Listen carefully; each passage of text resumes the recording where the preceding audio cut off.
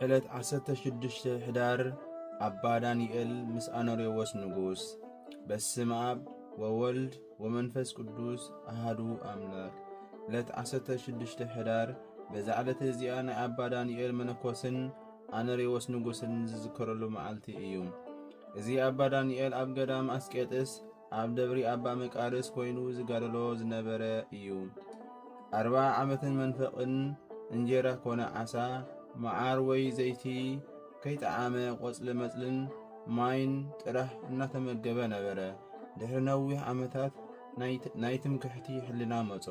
ብልቡ ኸዓ ኣብዚ ገዳም አስቄጥስ ካብ ዝነበሩስ መን ኣሎ ኸማይ ነዚ ኸቢድ ድኻም ዝተዓገሰ ኢሉ ሓሰበ። መሓሪ እግዚኣብሔር ከዓ መልኣኹ ልኢኹ ከም ዝበሎ ንምንታይ ዳ ክንድዚ ዝኸውን ጽቡቕ ዘይኮነ ትምክሕቲ ትምካሕ? ጎይታና ኢየሱስ ክርስቶስ ብዘይካ ትሕትና ካልእ ኣይደልን እዩ በሎ። አባ ዳንኤል ከዓ ነቲ መልኣኽ ኦ ጎይታይ ካባይ ዝሓይሽ እንተሎ በል ንገረኒ እሞ ኣነ ከዓ ናብኡ ክኸይድ ክርእዮ። ብዛዕባ እዚ ዝተመካሕኽዎ ከዓ ንኣምላኸይ ክዕርቐኒ ለምኖ በሎ። እቲ መልኣኽ ከዓ አኖሬዎስ ንጉሥ ሮማ ጻድቕን ንጹህን ፈራሒ እግዚኣብሔር ንሱ ኣብ መንግሥተ ሰማያት ዓርክኻ እዩ በሎ። አባ ዳንኤል ከዓ ነዚ ሰሚዑ ብብርኩ ሰገደ። ኣብ ርእሱ ከዓ ሓመኹሽቲ ነስነሰ። ንእግዚኣብሔር ከዓ ብስልጣኑን ብጥበቡን ናብ ሃገር ሮማ ከብጽሖ እሞ ነቲ ዝበሎ ከርእዮ ለመኖ። ከምዚ ኢሉ ክሓስብ ከሎ ደመና መጺኣ ተሸኪማ ኣብ ሃገር ሮማ ንአኖሬዎስ ንጉሥ ኣብ ኣፍ ደገ ቤተ መንግሥቱ ኣብጽሓቶ። ኣብኡ ከዓ ንናይ አኖሬዎስ ኣገልጋሊ ረኸቦ። እቲ ረዲ ከዓ ንአባ ዳንኤል ምስ ረአዮ ካብኡ ተባሪኹ ኦ ኣቦየ ናብዚ ዘምጽኣካ እንታይ እዩ ድልየትካ በሎ። አባ ዳንኤል ከዓ ወደየ ዝከኣለካ እንተዳ ኾይኑስ ካብዞም መኳንንቲ ናብ ሓደ እሞ ኣብጽሓኒ ናብ ንጉሥ ከእትወኒ በሎ። እቲ ረዲ ድማ ኣነ እንተ እተኻስ ክትኣቱ ኣይትደልን ዶ በሎ።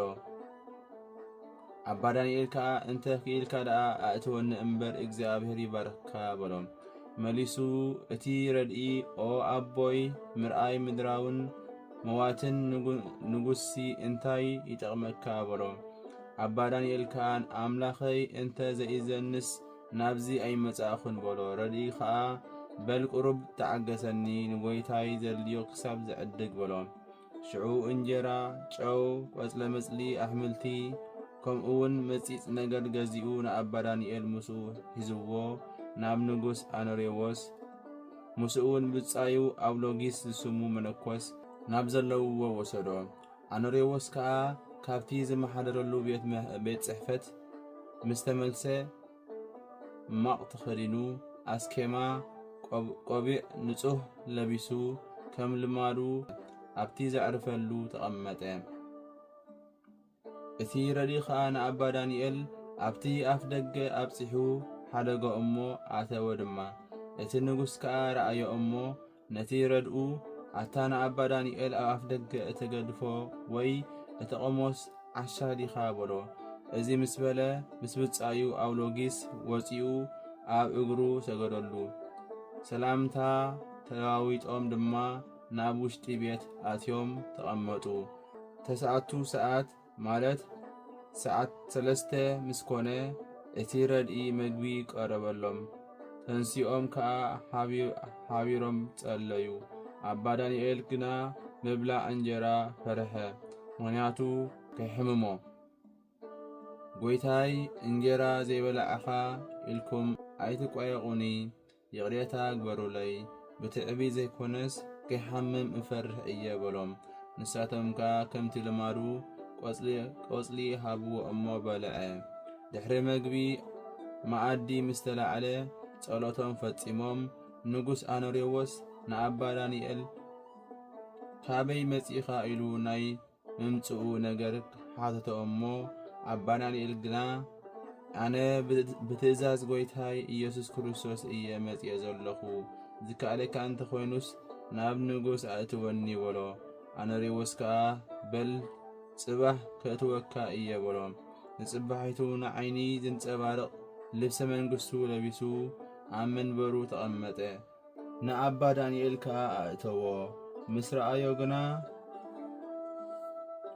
ፈርሐ፣ ቀጥቀጥ በለ።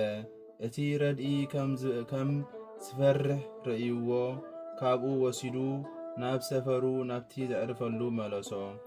ኣነሬዎስ ከዓ ፍርዱ ምህዳሩ ወፂኡ ልብሰ መንግሥቱ ኣቐሚጡ ልብሰ ምንኩስና ለቢሱ ናብ ሰፈሩ ኣተወ።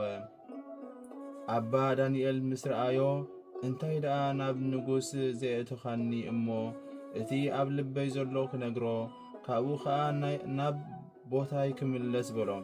ኣነሬዎስ ከዓ ኣይ ኣተወኻን ዲኻ በሎ። ንሱ ከዓ ኣእትወኒ እንዶ ግዳ በሎ። ኣነሬዎስ ከዓ ነቲ ዝበሎ ሰሚዑ ተደነቐ። ኦ ኣቦየ ነዛ ምድሪ ንጉሥ ኢሎም ዝሾሙኒ ኣብቲ ሓላፊ መንበር ተቐሚጠ ዝረኣኻኒ ኣነሬዎስ ኣነ እየ በሎ። ኣባ ዳንኤል ከዓ ምስ ሰምዖ ኣብ እግሩ ወዲቑ ሰገደሉ እሞ ብዛዕባ ሕይወቱ ከመይ ኢሉ ከም ዝነብር ክነግሮ ኣምሓሎ። ንጉሥ ኣነሬዎስ ከዓ ከምዚ ኢሉ ነገሮ። ንሱ ብዘይካ ብኢዱ ሰሪሑ ዘፍረዮ እንተዘይኮይኑ ከምዘይበልዕን ከምዘይ ክደንን በዚ ተግባር እዚ 40 ዓመታት ከም ዝገበረ ንሱ ሰሌን እናሰርሐ ካብ መግቡ ዝተረፈ ንድኻታት እናሃበ መግቡ ከዓ እንጀራን ቆጽልን ገለ መጺጽን ጨውን ጥራሕ እናተመገበ ንማንም ሰብ ከይጸረፈ ከየቐየመ ከይዓመፀ ከም ዝነብር ነገሮ። ኣባ ዳንኤል ከዓ ነዚ ሰሚዑ ኣነ ኣብ ልዕሊኻ ብዝተመካሕኽዎ ይቕረበለይ በሎ። ካብኡ ኣባ ዳንኤል እናሓዘነን እናበኸየን ናብ ቦታኡ ተመልሰ። ድሕሪ 2 ኣዋርሕ ኣነሬዎስ ንኣውሎጊስ መምህሩ ተሰናቢቱ ካብ ቤተ መንግሥቱ ወፀ እሞ እግዚኣብሔር ከዓ መልኣኹ ልኢኹ ተሸኪሙ ናብ ኣባ ዳንኤል ኣብጽሖ። ሓቢሮም ከዓ ገሎም ፈጺሞም ብሓንቲ መዓልቲ ኣዕረፉ። ኣውሎጊስ እውን ምስ ተምሃራዩ በታ ዕለት እቲኣ ኣዕረፉ። ቅድስቲ በረኸቶም ንዘለዓለመ ዓለም ምሳና ትኹን ኣሜን። ሰላም ለአኖሬዎስ እንዘባእል ዘተጸነሰ ወለዳንኤል ሱታፉ አስኬማ መላእክት ዘለብሰ እንበይነ አንጽሁ ስጋ ወእንበይነ ቀደሱ ነፍሰ እምበአት መነኮስ ወእምነ መንበር ንጉሰ እግዚአብሔር ዮም በስምረቱ ውቡረ አፍለሰ።